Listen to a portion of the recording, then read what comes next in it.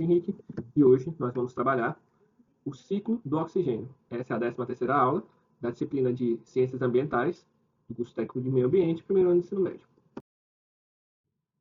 Como de praxe, nossos avisos sobre a questão da alteração do horário e a proposta que eu enviei, ainda não tivemos nenhuma resposta. Portanto, continua como está, e essas vão ser as previsões que a coordenação sugeriu para o mês de outubro. Nessa primeira semana, que é a semana atual, nós ainda vamos ter aula no sábado, vai ser a nossa aula 14, nós vamos trabalhar questões sobre o ciclo do oxigênio. Eu botei o prazo de entrega para a outra semana, e mais do que nunca, não deixem acumular as atividades, porque vamos ter mais encontros e vai ficar apertado. Na segunda semana, nós teremos aula na quarta, não será na quinta, com entrega para o dia 26, e no sábado, com entrega para o dia 30. As aulas da terceira semana, eu ainda estou programando o prazo de entrega, mas elas ocorrerão na terça, na quinta e no sábado. Por enquanto são essas, e esses encontros eles podem vir a sofrer alguma alteração, dependendo da resposta que a coordenação, a direção e o setor pedagógico derem, mas a gente está lutando para reduzir e ficar menos cansativo para vocês, alunos.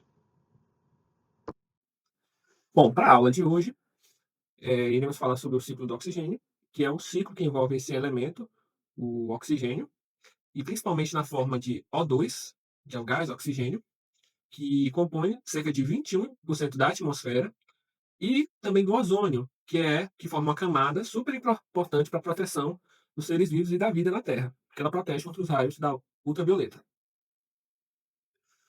O ciclo do oxigênio ele permite que o oxigênio, em seus diversos estados, seja ele no gás oxigênio ou no gás carbônico, circule entre os seres vivos.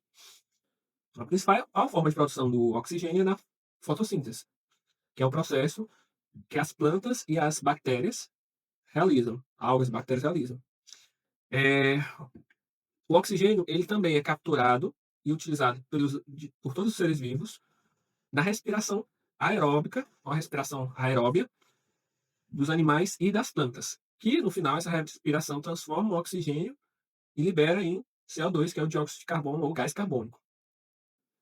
Etapas do ciclo do oxigênio. Bom, dentre as primeiras etapas que a gente pode mencionar é a fotossíntese, que ocorre a formação do gás oxigênio, no qual as plantas, mediante a luz, água e sais minerais, elas conseguem captar a energia solar e transformar em energia química com o gás carbônico, formando a glicose e liberando o oxigênio. Lembrando que as moléculas de glicose elas são utilizadas por todos os seres vivos. E a planta, ela armazena a glicose, a energia que ela coleta durante o dia na forma de glicose para poder usar à noite. Então, a planta também faz respiração celular. E ela, depois que consome a glicose, ela também libera gás carbônico. E os demais seres vivos vão absorver a glicose através da alimentação das plantas, pela cadeia alimentar. E a glicose vai sendo passada ao longo de toda a cadeia alimentar. A respiração celular é o processo que a maior parte dos seres vivos utiliza, que é responsável por liberar energia, a energia dos alimentos, a energia das moléculas, para as células. Nesse processo, o oxigênio é consumido e liberado gás carbônico, e além do gás carbônico é liberado água no processo de respiração. O processo de respiração é uma forma que as bactérias utilizaram para poder liberar a energia presente nas moléculas das substâncias que, a partir da quebra dessas moléculas, da liberação dessas moléculas, ocorre a liberação de energia. E com a presença de oxigênio, essa quebra fica mais fácil e mais eficiente. Por isso que a maioria dos organismos utiliza a respiração celular e depende do oxigênio para isso. A decomposição também é um processo que depende de oxigênio.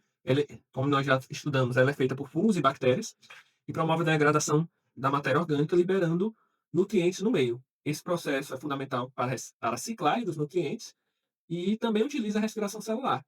No final, também é liberado gás carbônico e água. A combustão, diferente da respiração celular, é um processo físico-químico. A respiração celular é um processo bioquímico, biológico e químico.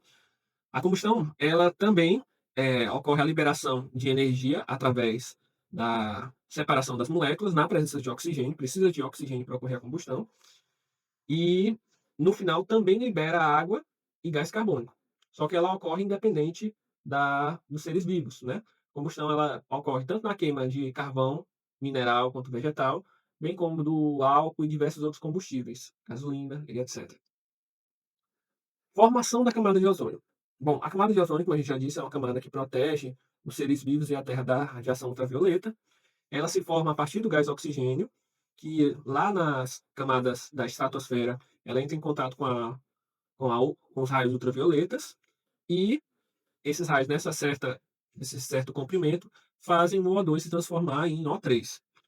Um processo parecido ocorre também quando o ozônio, o O3, entra em contato com o raio ultravioleta nos comprimentos de 200 e 300, que faz que ele libere O2. Ou seja, essa é uma reação que absorve os raios ultravioletas e impede que eles cheguem com tanta força na superfície da Terra.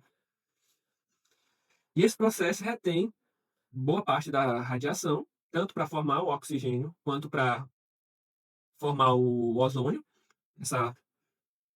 esse ciclo. E esse processo evita muitos danos, muitos efeitos nocivos aos seres vivos. E é fundamental também para a vida.